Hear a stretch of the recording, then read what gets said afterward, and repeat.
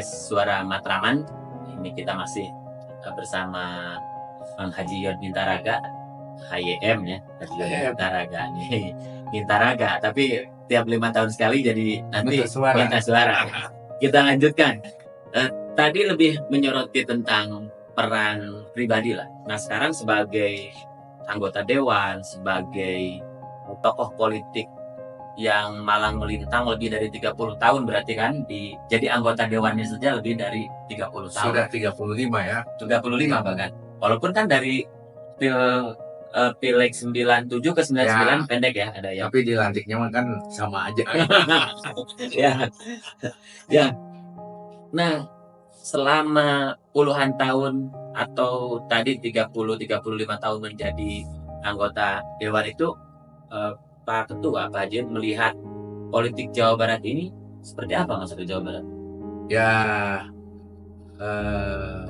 di Jawa Barat itu dulu kan saya di Kota Bandung ya. Oh iya, sebelumnya sebagai ibu kota provinsi itu kulturnya sudah lebih bebas lah. Ya. Dibandingkan dengan Jawa Barat. Lalu saya pindah ke Jawa Barat.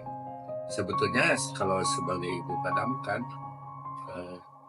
cukup dinamis, ya. padat gitu, mengurusi persoalan-persoalan apa yang berkembang di masyarakat. Jadi anggota dewan itu baik di tingkat kota kabupaten maupun di provinsi sebetulnya sama saja. Secara substansi sama ya, fungsinya sama. Karena dia punya tugas itu kan membuat peraturan perundangan dan peraturan daerah, menyusun program kegiatan dan anggaran setiap tahun dan melakukan pengawasan. Tapi di samping itu ada hal yang tidak kalah pentingnya. Dia harus menjadi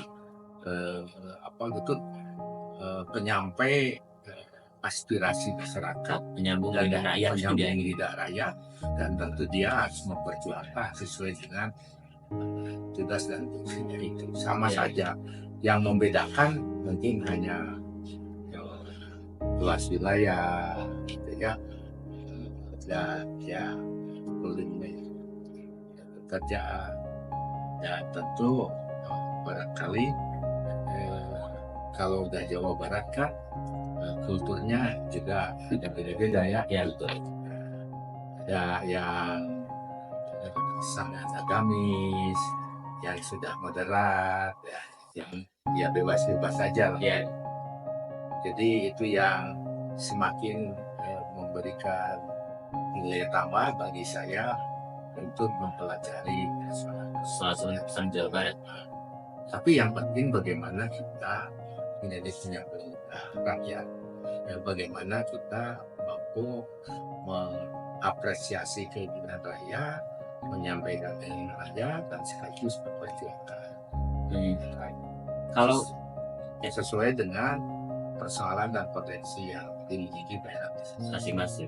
Kalau bicara aspirasi masyarakat Jawa Barat itu sebetulnya yang paling banyak diterima, yang paling banyak masuk itu urusan apa?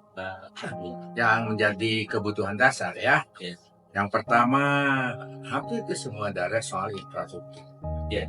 Adalah jembatan. Yang kedua tentang pelayanan pendidikan. Yang ketiga tentang kesehatan. Yang keempat soal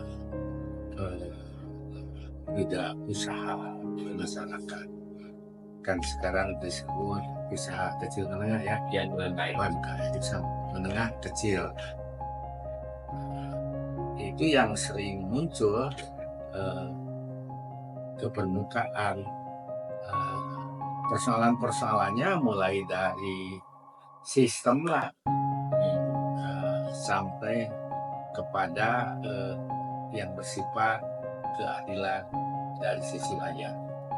Contoh PPDB sekarang. Ya, PPDB dari dulu juga sama menjadi persoalan. Kenapa menjadi persoalan? Karena kenyataannya, realitanya masyarakat kita itu jauh lebih banyak ketimbang kemampuan pemerintah menyediakan menyediakan layanan di Ya, sekarang PPDB kan dirubah sistemnya. Dulu zonasi itu menjadi kartu pengaman terakhir. ya, Nah, dulu berdasarkan prestasi, afirmasi, Ya. zonasi. Sekarang dibalik zonasi. Saya pikir kan lebih aman. Ternyata tidak juga. ada juga. Itu apa? Dari sisi sistem, gitu, ya. Yang kedua soal keadilan. Pemerintah juga dengan dewannya punya keinginan membangun layanan pendidikan menengah. Tiap kecamatan punya SMA negeri atau SMK negeri seluruh Jawa Barat. Tapi ternyata sampai sekarang masih banyak yang belum. Mungkin 150 kecamatan. Belum dari hampir 600 ya, 500. Nah, kalau itu yang tidak punya sekolah pendidikan menengah atas itu di pedesaan, ya logikanya bisa masuk akal lah. Tapi kalau ada kecamatan di perkotaan tidak punya SMA negeri kan ngeri juga. Gimana itu? Ya, contohnya di dapil saya aja di Kota Tasikmalaya. Kota Tasik, Kecamatan Bungur Sari yang memang di tengah kota nggak punya itu. Dari 10 kecamatan itu masih ada yang ya. nggak punya. Belum di kota kabupaten lainnya masih banyak. Mungkin ada 150 kecamatan yang punya. Nah, ini juga kan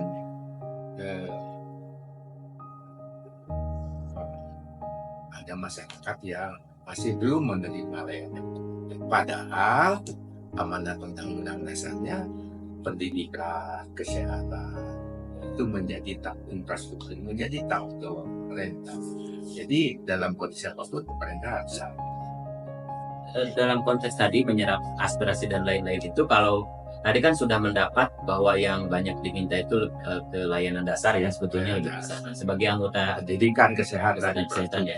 Nah, sebagai anggota dewan beberapa periode itu, Pak Haji Mintaraga itu apa yang kemudian menemukan ini loh sebenarnya yang harus ditata atau diperbaiki lebih awal oleh pemerintah Jawa Barat itu? Ya begini, soal pendidikan saja. Pendidikan misalnya ya. Satu contoh ya. Itu kan kemampuan pemerintah sangat jauh lah dibandingkan dengan masyarakat yang perlu dilayani.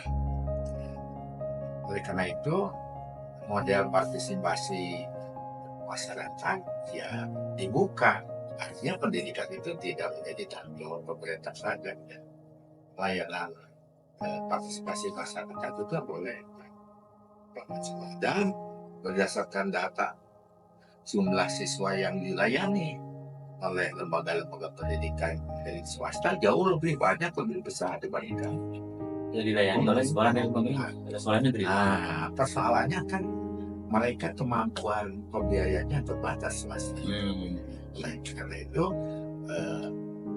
masuklah hadirlah tangan pemerintah memberikan bantuan untuk komunitas baru, memberikan tambahan biaya operasional pendidikan lewat BPDN Yes.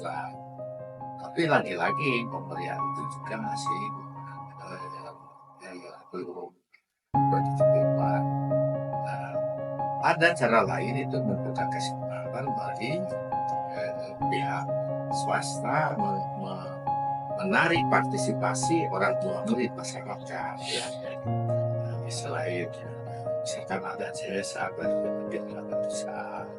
Nah, partisipasi masyarakat itu melalui komite sekolah memang harus jelas dan harus tegas. Kalau boleh ya boleh, kalau nggak boleh ya nggak boleh. Kalau boleh hanya dipilihkan untuk apa. Jadi kisi-kisinya harus jelas. Walaupun secara undang-undang kan salah satu sumber pendanaan itu kan masyarakat. Ya. Tapi karena kisi-kisinya mungkin tidak jelas, tidak tegas, sehingga seringkali ada penyimpangan. Inilah yang menjadi persoalan yang harus dilakukan penataan secara sungguh-sungguh. Jadi transparan, terbuka, jelas, tegas. Nah, ini sedikit sebagai ketua DPD Soksi Jawa Barat ya, tentu saja. Ini kan tadi kita bicara pemerintah punya keterbatasan. Peran masyarakat harus didorong dalam pendidikan maupun yang lain. Nah, ini dalam hal ini menyoroti tentang organisasi kemasyarakatan itu perannya di dalam pendidikan politik Jawa Barat itu seperti apa? Dan termasuk yang dilakukan Soksi. Ya, lembaga apapun kan bisa berpartisipasi dalam mencerdaskan kehidupan bangsa. Ya. Dan peran itu tidak lewat pendidikan politik saja. Kan? Ya. Dan lembaga partai, lembaga kemasyarakatan kan bisa saja dengan cirinya sendiri mengadvokasi, memberikan pendidikan, memberikan penataran terhadap masyarakat luas, di samping komisi organisasinya juga sesungguhnya bisa membantu menyampaikan berbagai peraturan-perundangan dan kebijakan pemerintah agar memang masyarakat paham. Karena program pemerintah, kebijakan pemerintah itu kan di dalamnya ada hak dan kewajiban yang harus dipahami oleh seluruh lapisan masyarakat, dari puncak gunung, bukit, kota sampai ke pesisir harus tahu. Kan sekarang masih banyak masyarakat yang tidak tahu kalau kita menyusun APBD atau mungkin APBN. Padahal di APBN itu kan ada hak-hak untuk rakyat. Seperti apa? Nah, itu harus disampaikan. Sekarang kalau disampaikan oleh pemerintah saja tak mungkin bisa. Apalagi aturan manakala undang-undang itu sudah disahkan, sudah diketok dan diundangkan, dia nggak tahu semua masyarakat dan harus mau tidak mau, suka tidak suka kan harus mengikuti. Padahal masyarakat tidak seluruhnya mengikuti proses pembuatan peraturan yang di dalamnya ada kebijakan untuk kepentingan rakyat juga. Nah, bagaimana pemerintah Jawa Barat? Nah, pemerintah Jawa Barat itu kan kepala daerah dan DPRD. DPRD-nya punya program bagaimana mendekatkan wakil-wakil rakyat ini dengan masyarakatnya. Apa yang disebut kita punya reses, kita punya sosialisasi perda, sosper. Kita dulu juga pernah melakukan empat pilar. Nah, 4 pilar, sosper, reses, sesungguhnya kan itu menyampaikan tentang berbagai program kebijakan dan kegiatan yang akan dilakukan oleh pemerintah 1 tahun ke depan. Lalu juga melihat program-program kebijakan yang dilakukan oleh pemerintah 1 tahun ke depan. Itu sebetulnya yang dilakukan. Oke, Tunun, kita akan kembali untuk membahas lebih tajam lagi tentang hasil pileg kemarin, dan tentu saja kita menyongsong pilkada baik di kabupaten maupun di provinsi. Kita akan bahas. Terima kasih.